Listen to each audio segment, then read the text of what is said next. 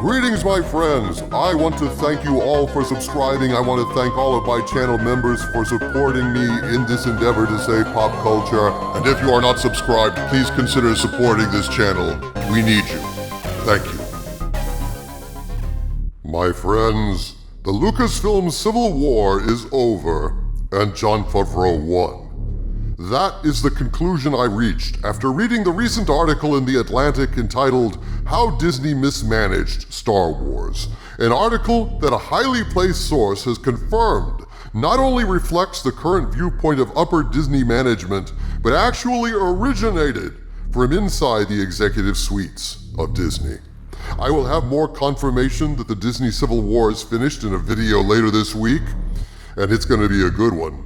But for today, I want to present further confirmation of this and many other rumors I've broken from Hollywood insider Kamran Pasha, including confirmation of the most important aspect of this story, that there is indeed a plan to erase the Disney Sequel Trilogy and repair the damage that Kennedy has done to Star Wars. This conversation was originally presented on Friday Night Frolics, my weekly variety show live stream where I have trivia quizzes, song parodies, celebrity impressions, and guest interviews, and it was so full of relevant information I thought I'd share it with you guys today. And now, here's a discussion regarding the Lucasfilm Civil War with Kamran Pasha. Kamran Pasha himself. Oh, I gotta get Sabu off of Kamran as well. I can't figure out where it is in relation. Yeah, it's there. It's around here. Whatever. Happy Friday. What a delight to be on. I haven't been on your channel in many months, but it's a delight to be back on. I am delighted to have you. Thank you for being here, Kamran. It's an honor as always. You are a fascinating gentleman, and we share many interests, including Hollywood, including UFOs and paranormal phenomenon, and of course, beautiful women as well. All connected, and this is the perfect day because today we're dealing with this UFO report that was submitted to Congress, and it is quite superficial and suggests that they don't have any information, when in reality is they have a great deal of information. They're not sharing it with us, which links directly to our Atlantic article. Yes, sir. I wanted to have you on. I finally, I thought about it. I kind of looked at it. I kind of kicked it over for days, and I went ahead and posted a video today about it. And I'm interested in your take, sir. It seemed to me, as I said in the article, that this was essentially a declaration of sorts of where Disney sees Star Wars going. And it's not going Kathleen's way. What is your opinion about this article, Kamran? Well, I saw your video earlier today, and I thought you nailed it directly. I mean, as you said, this wasn't a source video. This was your personal analysis, and your personal analysis largely reflects my own. When I think I was the one that might have alerted you to the existence of this article. I was on another stream, and someone said, "Take a look at this," and then I tweeted that out. And a thing that I said with our friends at Midnight's Edge is what I believe here. We've seen a 3-act structure play out in the last several months with 3 articles. We've seen the first act was that Forbes article that came out saying Bob Chapek, he's not in control. That's a really bad situation. What they did with Gino Carano was bad. So that Act 1. Act 2, we see a Hollywood Reporter article come out several months later saying Bob Chapek is taking control. He's butting heads. That's Act 2. And Act 3, we see this article come out, which is essentially saying Bob Chapek has taken control, and the old world, the failed version of Star Wars, is over. And what's amazing about this article is that it actually lists the protagonist and antagonist of the story. The antagonist being Miss Kathleen Kennedy, the protagonist being Jon Favreau, right? And it actually lists them by name. And while it skirts around Miss Kennedy, it clearly lays the blame on her camp without naming her as the actual problem, even though she's linked in it. And then Jon Favreau is presented as the solution. To me, that's the fulfillment of the movie. You've reached the end of the movie. The movie has been concluded, and now they're setting up the sequel. That's exactly what I felt. I felt like, well, what is the bottom line here? And the bottom line here is, if indeed, as you seem to suggest, and you're very knowledgeable about these things, The Atlantic is not just going to pull this out of their ass out of nowhere. Apropos to what? Nothing is going on with Star Wars right now.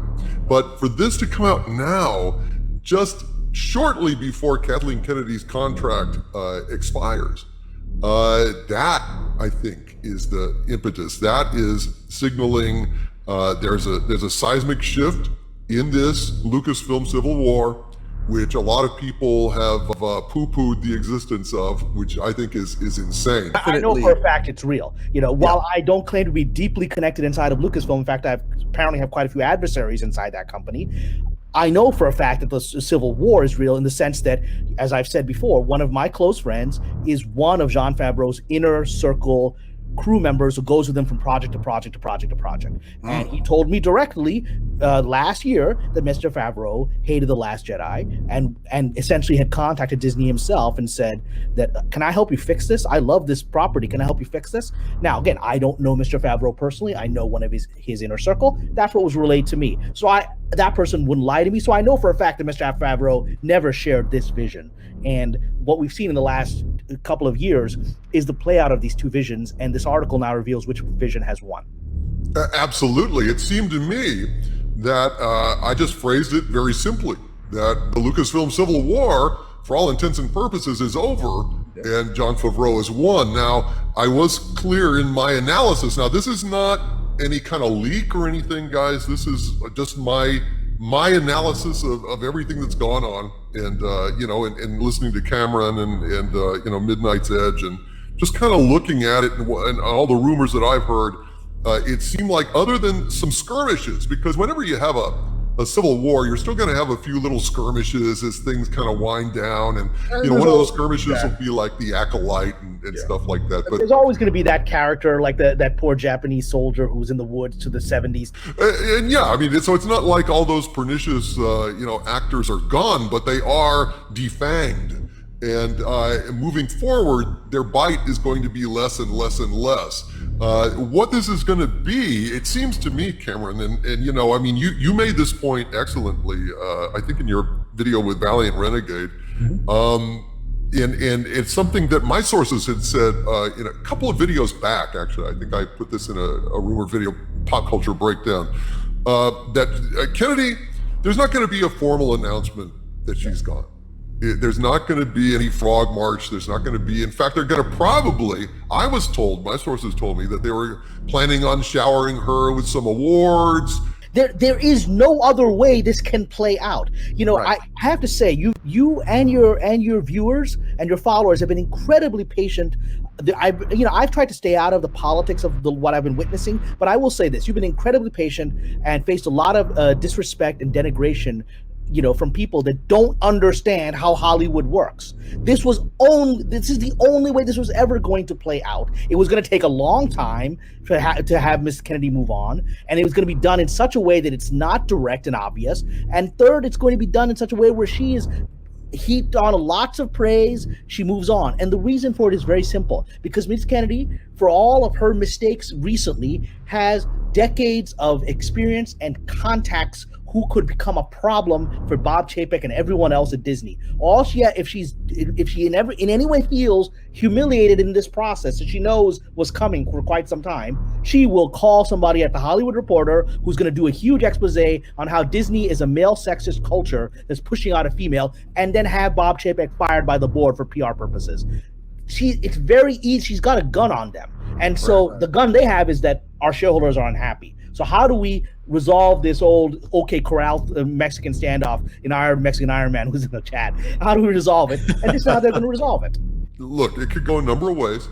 She is right now, she's been given Indiana Jones 5, and I'm told that she really is in charge of it, that she can do whatever the hell she wants with it. So Spielberg is not there. If Spielberg was there, she wouldn't be in charge of it. But they were saying that she might even be shifted around inside the company into some kind of position that is away from Star Wars production deal or something. Emeritus crap, and what happened? She's going to get a lot of money out of this. She's going to get a lot of accolades in the press, right? And she might be speaking at the Oscars next year and get some Lifetime Achievement Award. That's all. There was no way there's no way possible for her not to get those things. She was always going to get those things. Absolutely. And now, so I think it's fairly safe to say that, the die is cast.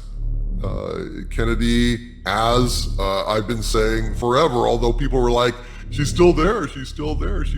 Well, her contract expires like at the end of October, so yeah. Look, if this was a purely economic situation, she would have been let go after Han Solo. But it's not an economic situation, because at that level, it's not about economics. It's about personalities. That I call the club or the cocktail party circuit. It's about these people that are essentially the feudal lords of this town, and you don't take out a feudal lord by firing them, right? Because then you have a war that's going to bring down your fiefdom. So this is how the game is played, and anyone who believes the game is going to be played in any other way is someone that is very much a serf and will never be a feudal lord themselves, right? They'll never be able to understand that level of the game. They don't have it within them to play it. So, even more importantly, perhaps, doesn't this shift spell doom likewise for the Lucasfilm story group as it is currently constituted, and all of the kind of Kennedy loyalists in there, or do you think that they're going to stick around? Well, I mean, I think they've been doomed for quite some time, and I think we've seen them disappear at various moments from Twitter and the internet as various pressures have been placed upon them. I'm sure some of them moved on. I think some of them probably have moved on to social media. In the last few days, we've seen a lot of prominent members of the fandom getting pushed off of Twitter, almost as like a coordinated attack for nothing, right? And it feels like, I definitely know that the Lucasfilm story group has connections to Twitter and other places because they push me out, right? And Right. And that's what they'll end up.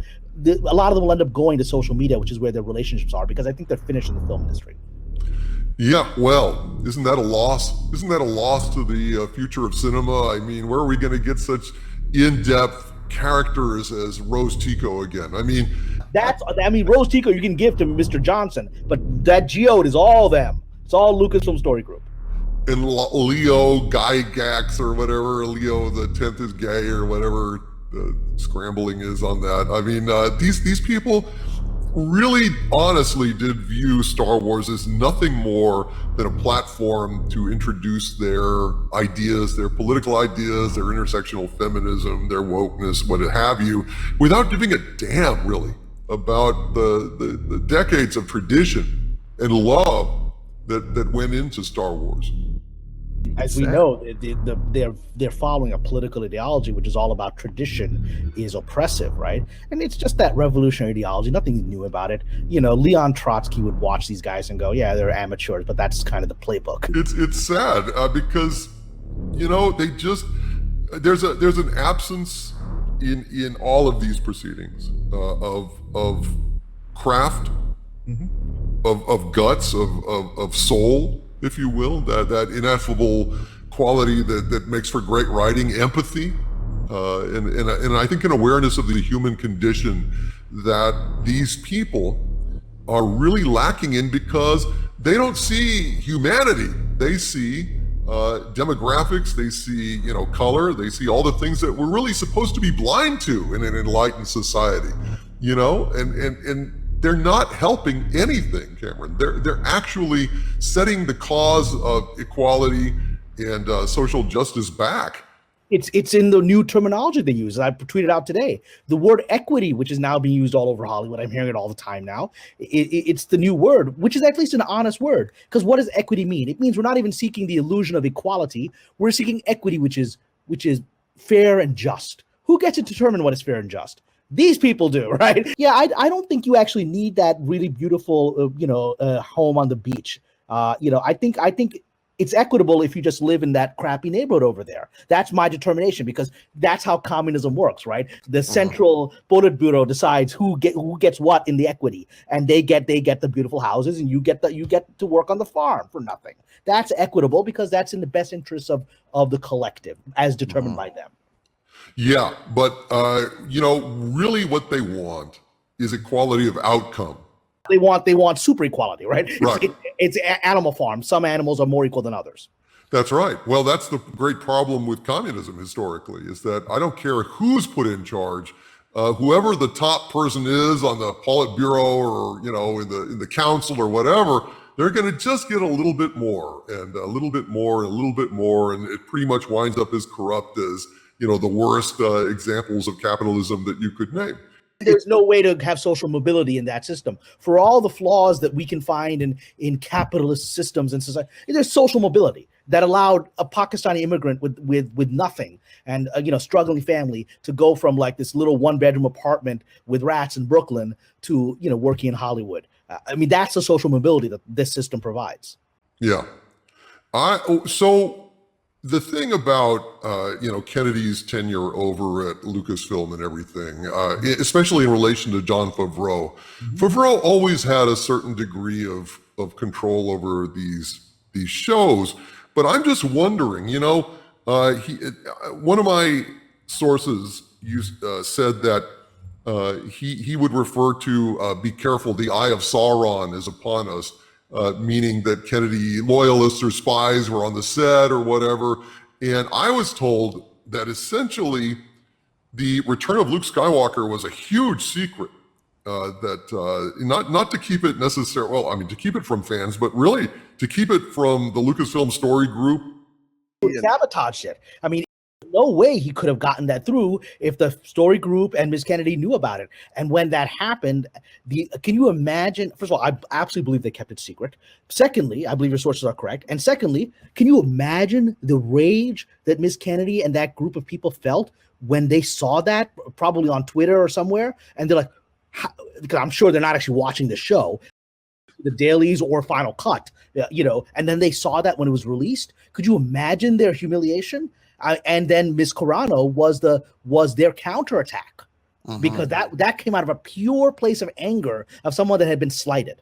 Yeah, which is just disgraceful that we're playing these kinds of silly ass games with something as important. Not just to fans, but to Star Wars, to Disney. It's a human storytelling. Star Wars, the George Lucas world that he created, is up there with Homer. It's up there with the Odyssey and the Iliad. It will be one of the grand myths that human beings will still have in 15,000 years. And part of the archetype of human storytelling. And that's what they're screwing with. It is. And, the fact that he had to basically sneak around and be very, very careful and hold his breath in order to bring us one of the biggest pop culture developments in decades. I mean, the return of Luke Skywalker literally wrenched tears out of me. Wrenched tears. I mean, I was sitting there, I was saying, well, this is a good episode, And then here comes this X-Wing. And I'm like, okay, so Ahsoka's coming to fix things. Okay, well, that'll be fun, But then it was a hooded figure. And then when I saw the green lightsaber blade, I sat up. And it was gone. I'm getting emotional just thinking about it now.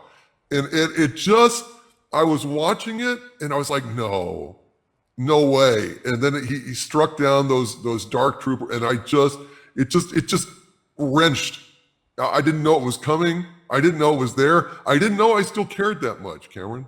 But oh my God, it came from a deep place of love and hurt. And I couldn't believe that I was wrenched. I mean, it literally yanked it, reached down in my chest and yanked it up before I knew it was even coming. The reaction videos that were all over YouTube and social media were from all over the planet, and they were exactly what you're describing. I watched people do their reaction videos not knowing what was coming, and when the green lightsaber came on, consistently I would see people screaming, jumping up and down in their chairs, tears flowing from their face, real tears, and they couldn't believe what was happening. I had not watched The Mandalorian at all. I had not subscribed to Disney Plus until I heard that Luke was back. And then I subscribed the next day and I binge watched 2 seasons. Even though I already knew Luke was coming, it still struck me emotionally when it happened. And I couldn't believe it. And it was something about myself I didn't even know. I mean, I've been fighting to try and save pop culture, publicizing it, writing them, publicizing anger and trying to rally people, but I didn't know just how deeply I cared. And but my point is, do you think that with the exit of Kennedy and with the eventual thinning and hopefully ultimate dissolution of the Lucasfilm Story Group and replacement with actual people that can tell stories and know Star Wars, will this free up Filoni and Favreau to do better? If, as we believe, Ms. Kennedy is ended and the Lucasfilm Story Group is denuded down to nothing, if any of them even remain, then yes, I believe it will. I mean, I personally believe that's what the Atlantic's article was all about, because it named him and it embraced his vision and was so clear that his vision, goes back to the early 80s original Star Wars, right? It's the best Star Wars since 1983, right? That's what that article is saying. And so I do believe this is going to free them up. I think, again, the process will not be overnight. I already see people on social media saying, I saw someone attack you today and say, if what you're saying is true, Doomcock, where's Gina Carano? Why isn't she back? Well, number one, she doesn't have to be back. She's a free agent. The way she was treated, she doesn't have to come back. She might, who knows? It's up to her. But definitely, I don't think that's going to even be a possibility until this swan song is officially done and Miss Kennedy is off to her accolades and focusing on Indiana Jones, whatever this fake Indiana Jones is that's coming out. So I don't think that's even going to be something, even if Miss Carano was interested in returning, I don't think that'd be something that could be announced today. I don't think it's politically feasible to do that. You need to let that water continue over the bridge. You need to because that would be a humiliation. That would be a slap in the face of Miss Kennedy. You can't slap her in the face. You have to let her move on and then you do what is necessary. So I think regardless whether she comes back, once she's officially out, then Mr. Favreau and Mr. Filoni will be able to publicly do a lot of things they cannot publicly do today. Yeah, and they won't have to sneak around. They won't have to, suppress their quality, compromise. I'm hoping that, unfettered, we will see a next season of The Mandalorian better than the other two. I think with the books, the Book of Fett, we might get kind of a more hard-ass Star Wars a little bit, a little less, with the, without Baby Yoda per se being cute. It's my hope that Star Wars has a chance now, at least a chance, to survive. Well, it's more than a chance. Like I said, I believe this is archetypal storytelling. Yes, it went through a crisis.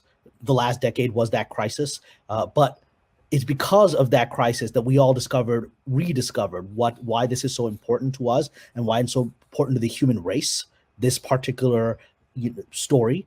And so in my view, I'm a spiritual Sufi mystic guy. This is all part of the historical process of us coming back and re-embracing it and reigniting it so that this will be forgotten. I think over the next 20 years, this era of Star Wars will be forgotten. And I believe Mr. Favreau will set in motion something that will allow this myth to continue. And hopefully this mistake won't be made again.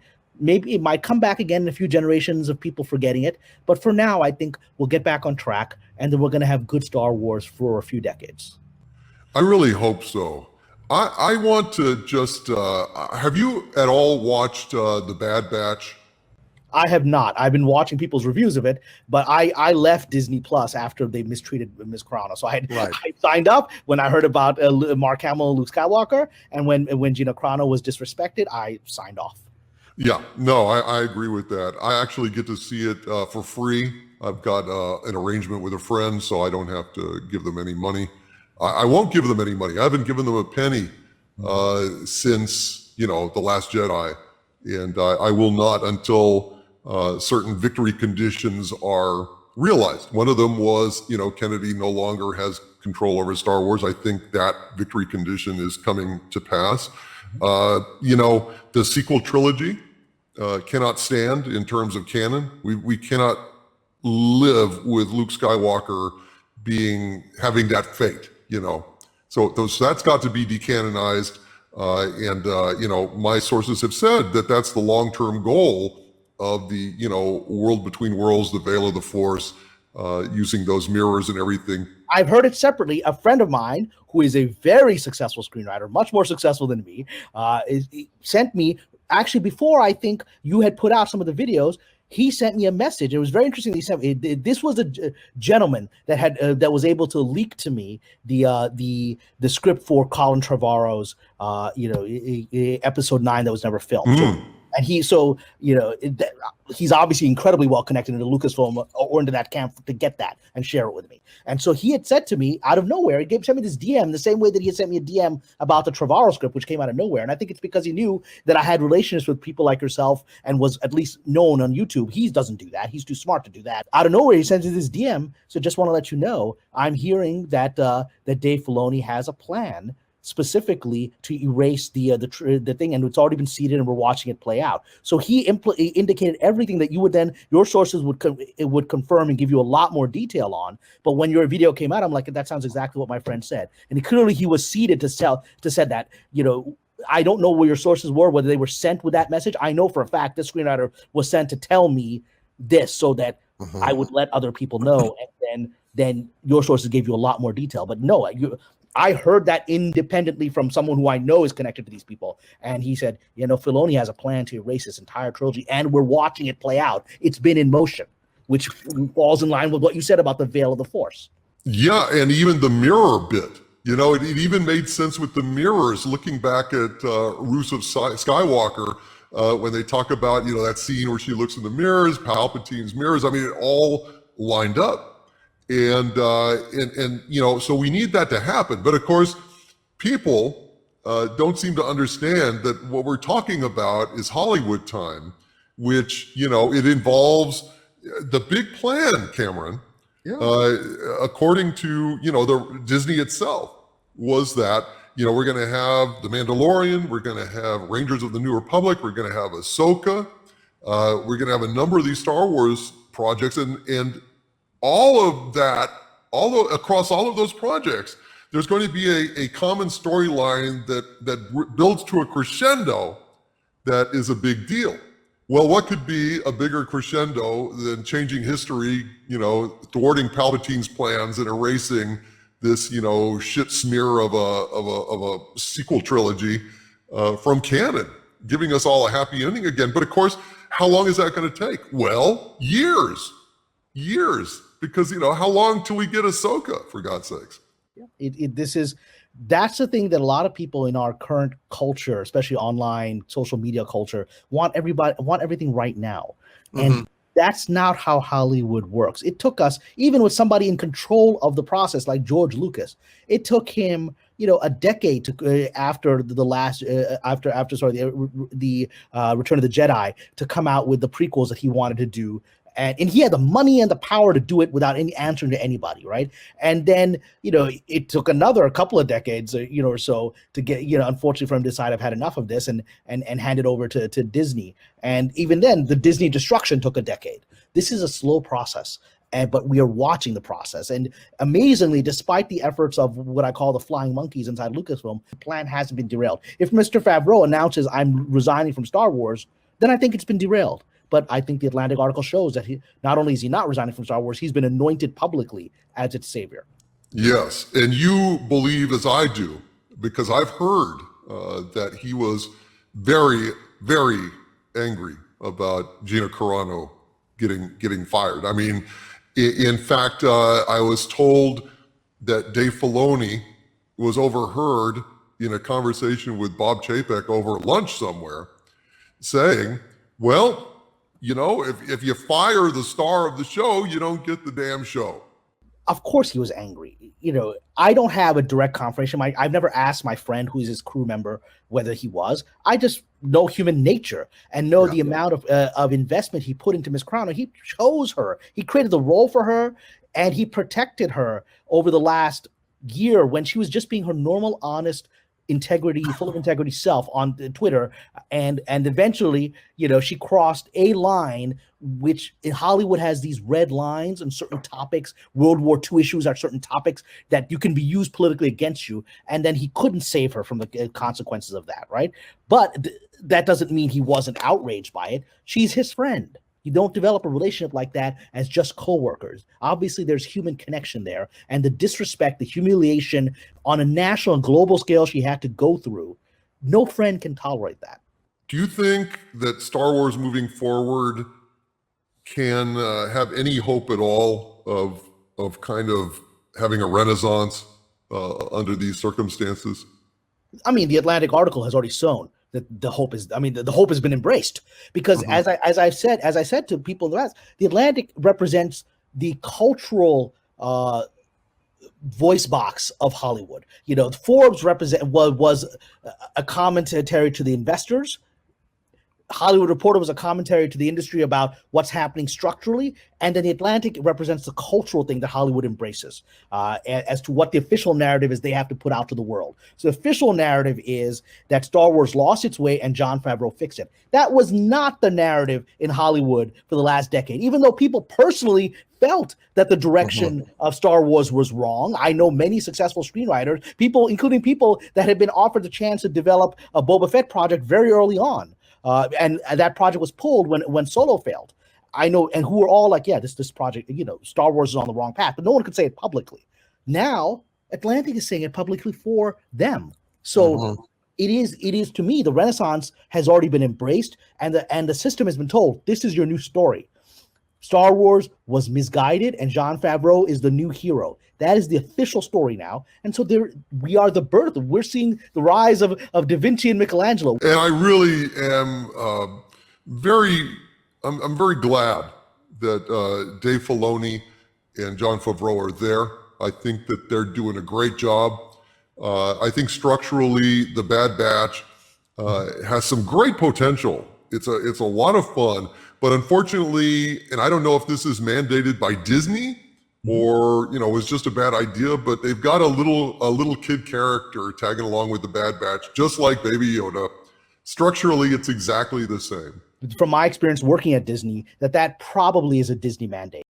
You know, I was the head writer for the Tron animated series, you know, and I was fired from that. I didn't play along with the Disney politics. I wasn't like Mr. Favreau, who's very sophisticated and chess games, and I'm just a straightforward, straight shooter guy, and that doesn't work in this town, right? But even then, the official reason I was let go is not you're a troublemaker who's pissing off the wrong people by raising questions you shouldn't be asking. That's the real reason I was let go.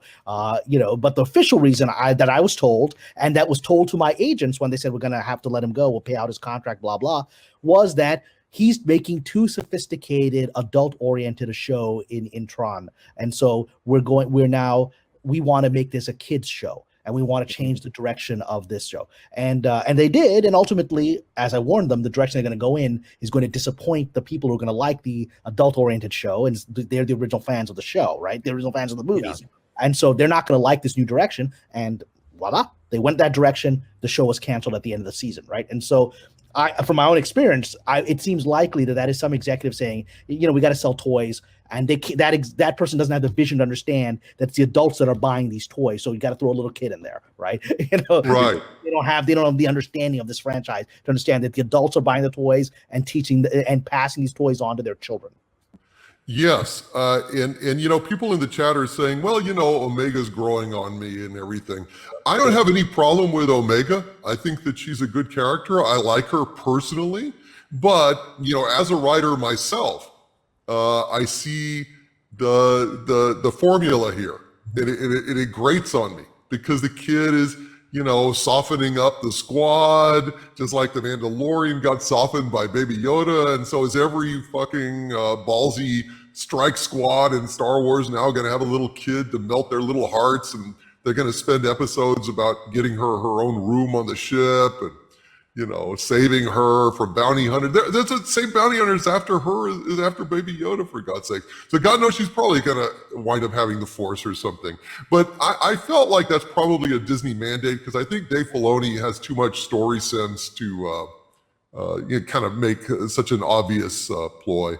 I just hope Disney will stop that because it doesn't help anything. And what they don't seem to remember about Star Wars is it wasn't a damn kiddie show. I mean, it had a severed arm on the floor. It was not for kids. It wasn't just for adults. It was for everyone. And shouldn't that be the goal of Star Wars moving forward? Is just in terms of profit, for God's sakes? I don't know.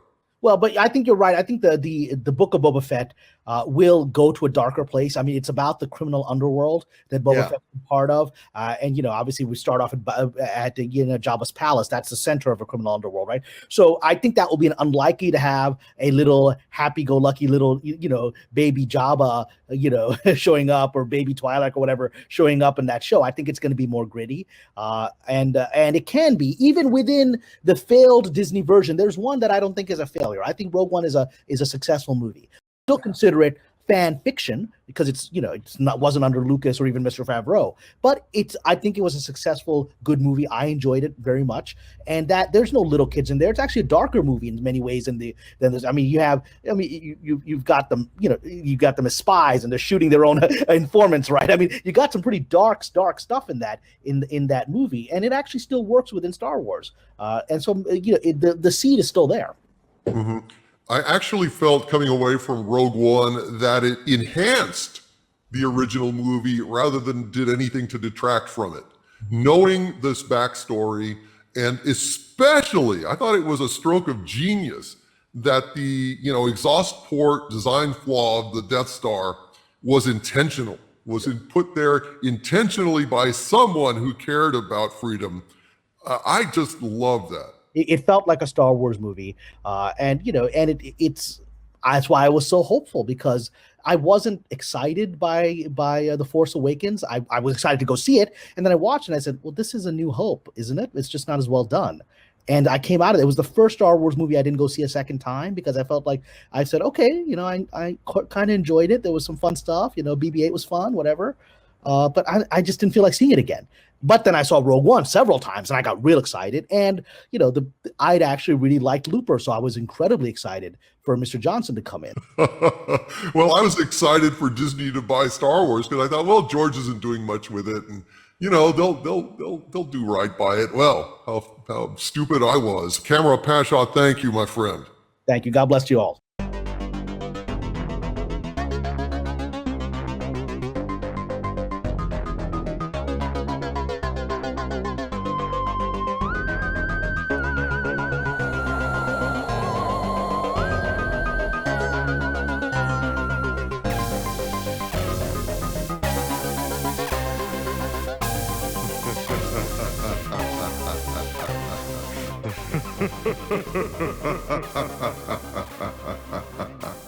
Ha ha ha ha ha ha.